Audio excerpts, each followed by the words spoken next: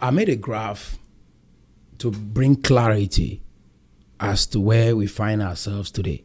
And this will be part of the solutions that I'll be proposing through this video. I want to help us understand that right up to this moment, there is a nation still called Cameroon.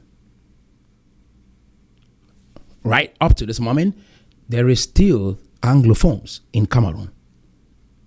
Anglophone Cameroonians. I want to make that as clear as possible.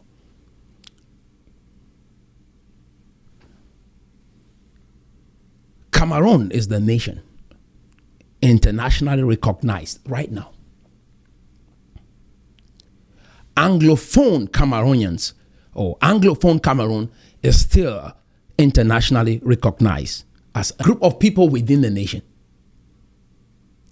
Just like the French in Canada, or just like the English-speaking Canadians. As of this moment, there is still Anglophones who are Cameroonians. There is a group called Ambazonia. You haven't had independence yet. In 2016, 2017, or 2018, you had a majority of Anglophones supporting your initiative. But the Anglophones, not all Anglophones, acquiesce to your perspective. That should be underscored. Because we need a preemptive strategy or a preemptive approach to make sure that we do not perish. Nation is Cameroon. Anglophone is a subset of Cameroon. Or Anglophone Cameroonians or English-speaking Cameroonians is a subset of Cameroon. Ambazonia is a subset of Anglophones or English-speaking Cameroonians. That should be clearly underscored.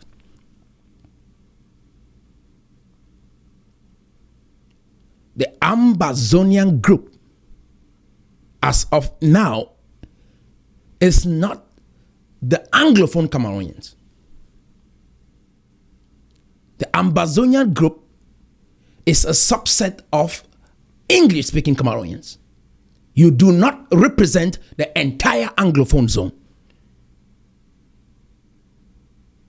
Please bear in mind, if not, we want a census that you've conducted this year, 2024, to update us on the individuals within that Anglophone zone that support your movement. What is the percentage? We want that. Keep updating us. You cannot use a record of 2016 or 2017 or 2018. We want an updated record, this 2024, of the number of Anglophones that want your ideas or support your independent initiative. We want that record. Like I said, this new Cameroon, this new English-speaking Cameroonians, we want self-government. That nation will not be built by a selected few that we will allow to make decisions for everybody.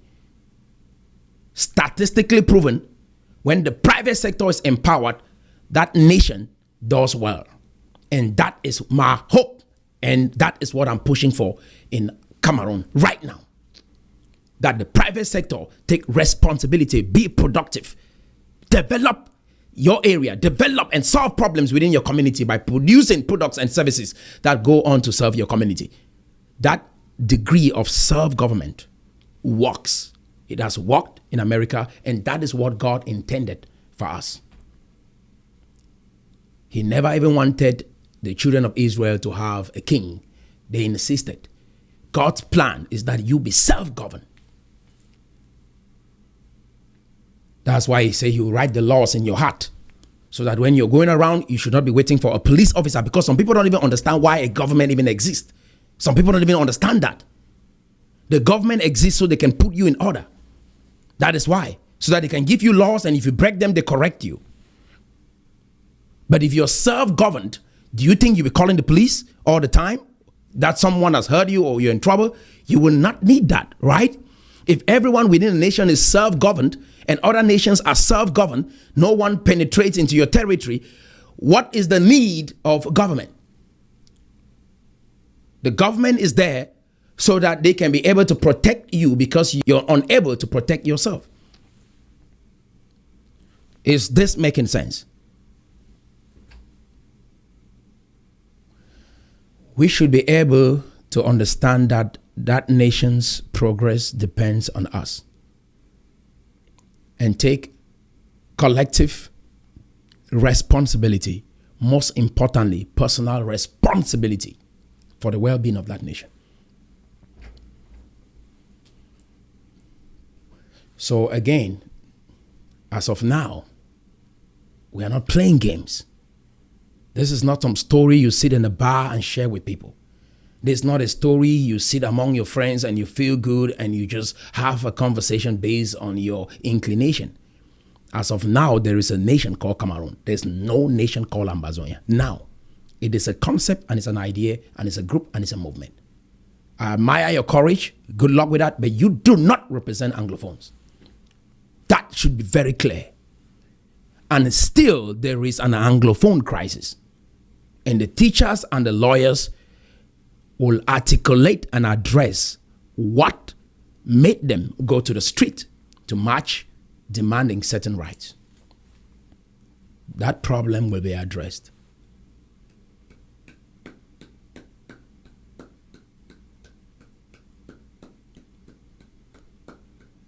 You cannot hijack the lawyers and the teachers marching, and yet you can't lead the people as one, with one voice towards a compelling future, and you leave them in this confusion and you give them false hope based on your Marxist ideology. This is delusional.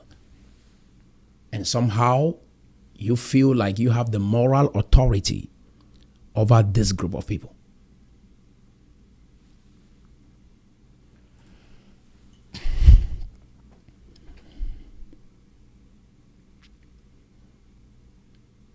Nah. They have never told our people that the pain that they feel today, the handicap in progress, is not as a result of our resistance, but it is as a result of the occupation, its policies in the economic domain, political domain, and the social domain. The lack of roads as a basic opportunity for people to move goods and services, the lack of hospitals to treat diseases that hamper involvement in economic development, the lack of clean environment as a preventative form of any health disaster. Absolutely nothing works.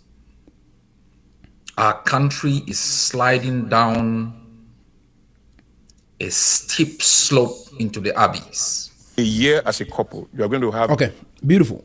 One thing that I would say to Cho Ayaba, I appreciate your growth. I presume you're probably watching my videos. From the last time I talked about all of these jargons and rhetoric that you use to articulate that doesn't really communicate a message clearly to the people that you claim to be serving or helping. And there has been some improvement based on your recent message. One thing I want to say is we should be able to be accountable. Even within a struggle, you gotta understand you will be accountable. At the end of the day, the people will not just say we had a war of independence. Through your movements, 40,000 people died. That is what the people will go home with. We've never had this number of people die, even under President Pobia or Aijo. You guys should be accountable on your strategies, because people with ideologies like this, they're never accountable. When they try, they fail, They look for other stories to blame and keep blaming. They never change. Historically, it is proven. Let's keep watching. I love to bring in a third voice, or maybe a voice outside of ours. This brother is from Nigeria. I love his perspective on life because he brings clarity on very basic issues that sometimes many people find it hard to grasp. So take a listen. At least 7 opportunities to be in this situation I want to describe now. He sincerely believes this is the way out of this room, not this way. And he believes sincerely. He's not trying to prove a point. He's not trying to be mean. Sincerely in his heart, this is the way out, not this way. And he believes that if we go this way, we die. We die. If you want to live, this is the way out. Sincerely. Sincerely. I also believe this is the way out. If we go this way, we die. Sincerely. I don't hate him. I'm not trying to fight him. I'm not trying to prove any point to him. Sincerely in my heart, I just believe this is the way out. This is the way out, not here. And if we go out here, we die. He says if we go out here, we live. I say if we go out here, we live. He says if we go out here, we die. How do we resolve that? In a year, a husband and a wife would be in that place 7 times. 7 times. Minimum. It could be about geography, relocation. It could be about the school of the children. It could be about an investment. But both of you are going to sincerely hold completely 2 different views with a threat at the other end of those decisions. How do you resolve that? That's why marriages crash. One of the key reasons marriages crash on a daily. Because whether you like it or not, you are going to gravitate towards that. So when people say equality in marriage, I understand it. But I say define it. Because how do you get out of that? How do you get out of that? How do you get out of that with your children? You're going to get it with your children too. In fact, more than 7 times. With your children? With your children. They're going to get into that situation many times. How are you able to resolve it? They don't think you are superior to them, but they think you are daddy. You've been here for a while. You should have some ideas. More experienced. You have more experience. You know, some kids believe their parents are not smart. If you keep punishing your children for doing what you don't like, not for doing what is wrong, they will soon find out that, oh, that is not smart. Because everything he punishes me for, the Ajayis reward me for it. Their friends reward me for it. They praise me for it in school. It's only in my house that they punish me for it. After all, so that is not a smart person. And then your conflict begins. When you are talking, you're second-guessing it. You're scrutinizing it. I know it's not smart. I know kids who believe their dad is not smart. I know kids who believe that their mom is fun. She's not smart. I know kids who have told me, but you know, my mom is not smart. My mom can dress well, she can shop from here to here, but she's not smart. She's not intelligent at all. Wow. Kids have told me that. So beautiful. Brought in that conversation to help us understand. You might have a sincere heart that the only way for us to get freedom is through your independence. Sincerely, you believe that with all your heart. And all the stories that you've told yourself or told others about this particular path. And there are others who might think that, this path is going to lead us to destruction. As we have seen, thousands of people die. And I'm saying there's another path. And in this path, we are going to be fine. We can cooperate with our French brothers, and we have incredible opportunities that we can take advantage of if we cooperate. And yet you label everyone that doesn't share that view as a blackleg. And I'm happy about what he says. It's like he's saying that in every relationship you will have a similar problem. Couples go through this 7 times a year based on his research. And if you come up with your philosophy, with your idea for 7 to 8 years and you've tried it and it's not working and you keep pushing, what do you think us, the younger generation, is thinking? These people are not smart. You can be sophisticated, you might have a doctorate degree behind your name, but we step back and say these people are not smart. Like almost all the Anglophones that I've talked to, young folks that are ambitious, want to be something, they don't think you guys are that smart at all. We will find out more, but I want to let you know this is the dispensations or the dispensation where the real leaders show up. Our generation has proven, even those that have died, they've done what your generation could not do. Even with your poor leadership, they've exhibited courage, bravery. That's why I don't blame them, because history has been distorted and they have been choking on these stories and looking for a way to express themselves. And they're like, okay, we'll go with this. But they are brave men. This is the generation that I come from.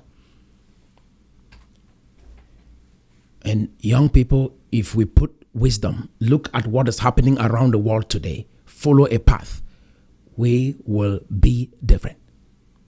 We will be the ones that bring about that change, because I believe with all my heart that we are the ones that we have been waiting for. If we take individual responsibility, learn how to build businesses, learn the coding, learn the graphic designing, learn the AI, learn agriculture, learn business, learn renewable energy, learn the financial system of the world. If we learn all of those things, we can be able to be the ones that bring about that transformation, and not sit back and complain that a few selected individuals called government have control over your destiny. You will be giving to the government to support some of their projects. You, in the next 20 years, if we embark on development, create our own vision. Like right here we have CSDP, Cameroon Sustainable Development Project. And the whole idea is to empower individuals in the private sector so that they can take their destiny into their hands. You'll be lending to your government. You'll be giving through taxes or whatever it means. You'll be giving to your government so that they can further other projects, irrespective of who is the president at that time. Is this making sense? We call ourselves nation builders. We are building the nation. We are not just talking on YouTube. We are taking action in the background. We are studying. We are working. We are studying to show ourselves approved. That is the new Cameroon. Not complaining, victim, Marxist, egocentric individuals. No, that's not what we are. We are not going to blame no one. If it ought to be, it is up to us. History is on our side. God is on our side. All right, if you like this video, you're gonna like this other episode, and you can watch it by clicking right here.